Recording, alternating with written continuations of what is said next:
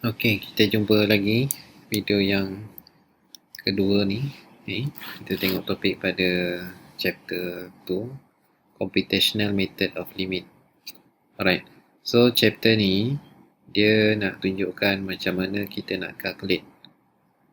Nak calculate untuk calculation yang melibatkan limit. Okay, so ada dua teori. Teori pertama adalah basic properties of limit. Teori ni kata apa?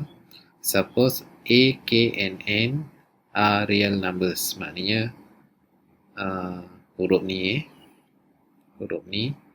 dia adalah real numbers.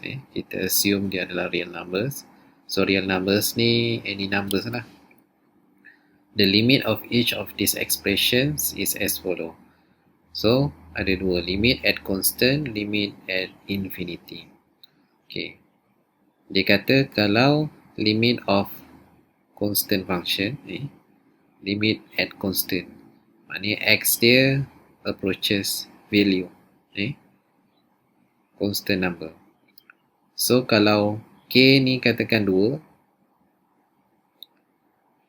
constant, x approaches a tu adalah 1, so limit tu jawapan dia adalah k, iaitu 2. So yang B, limit of x when x approaches a equal to a. So maksud dia nilai function kalau x dia adalah approaches a, so x kita kena ganti dengan nilai a. Contoh, limit 2x, x approaches 3, so dia adalah 2 darab 3, so ni limit dia adalah 6.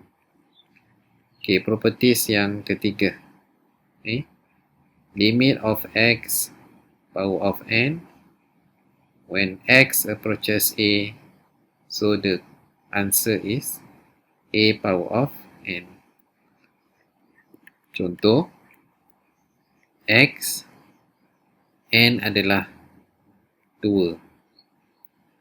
When x approaches 3, so jawapan dia adalah 3 kuasa 2, iaitu 9. Okay. So itu adalah limit at constant. Untuk limit at infinity,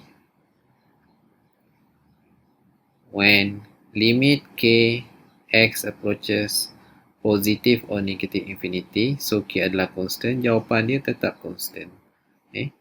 So x menuju positif ataupun negatif infinity untuk x, so jawapan dia adalah positif ataupun negatif infinity. So kalau dia positif infinity lah, negatif. Okay. So untuk x power of n, when x adalah positif infinity, so x power of infinity dia adalah infinity. Untuk case n adalah 1, 2, 3, 4, 5 sampai lah apa, n adalah integer lah. So G, yang last kali, x power of n when x adalah negative infinity, so dia ada dua possibility, iaitu negative infinity dan positive infinity. Untuk case negative infinity, n dia adalah 1, 3, 5 odd number, nombor ganjil. Untuk positive infinity, n dia adalah 2, 4, 6, 8 dan seterusnya, iaitu nombor genap, even number. So ni adalah untuk even, ini adalah untuk odd. Alright, so tu adalah teorem yang pertama. Yang kedua adalah properties of limit, teorem kedua. So teorem kedua ni kata kalau limit yang melibatkan function darab dengan constant, so constant k tu kita boleh bawa dia keluar. Okay, kalau melibatkan function limit dua function, iaitu melibatkan tambah ataupun tolak function, so kita boleh pecahkan dia dan selesaikan satu-satu. Kita cari dulu limit of fx. Kemudian kita cari pula limit of gx, baru kita tambahkan. Okey. Yang ketiga, properties ni kata function yang melibatkan dua function. Kalau limit tu adalah multiplication function, so sama juga kita pecahkan dia dua, limit of fx darabkan dengan limit of gx. Jawapannya kita akan dapat sama. Okey, untuk yang ratio function, iaitu denominator ada numerator dan denominator lah. So sama juga, kita boleh selesaikan satu-satu sebelah atas dulu, cari limit dia, kemudian kita cari pula yang sebelah bawah dan kita bahagikan. Dengan syarat bawah dia ni mesti bukan 0. Nilai dia bukan 0 lah. Okay. E adalah function yang melibatkan power, kuasa. So, sama juga nilai kita boleh cari dulu limit of fx, kemudian kita kuasakan dia. So, kita akan dapat jawapan kiri kanan ni samalah. Dan last sekali adalah square root function. Dengan syarat dia punya function of fx ni, fx function ni, mesti bigger than 0 dan k ni adalah even number. Okay. So, kita tengok example. Contoh. Example 1. Limit of 5x.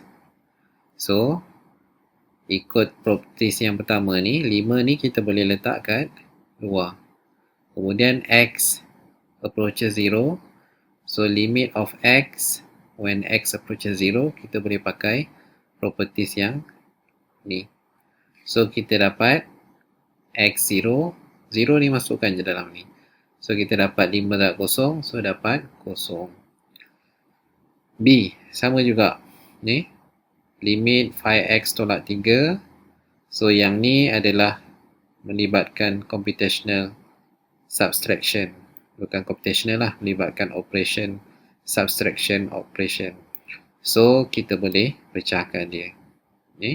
So, yang ni adalah melibatkan constant function.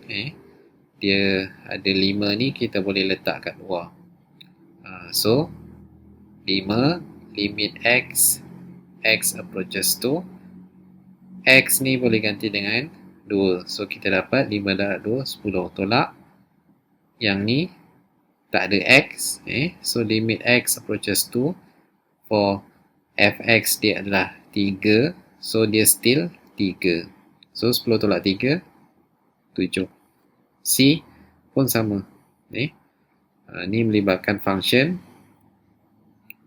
x multiply cos x. So, kita boleh pecahkan limit x darab dengan limit cos x. So, kita pecahkan. So, kita akan dapat kosong. D, E, F pun samalah.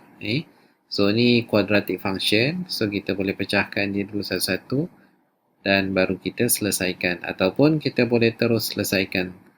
So, anda buat comparison, anda akan dapat jawapan yang sama. Okay. So, itu sahaja video untuk chapter computational method of limit. Kita jumpa video yang seterusnya.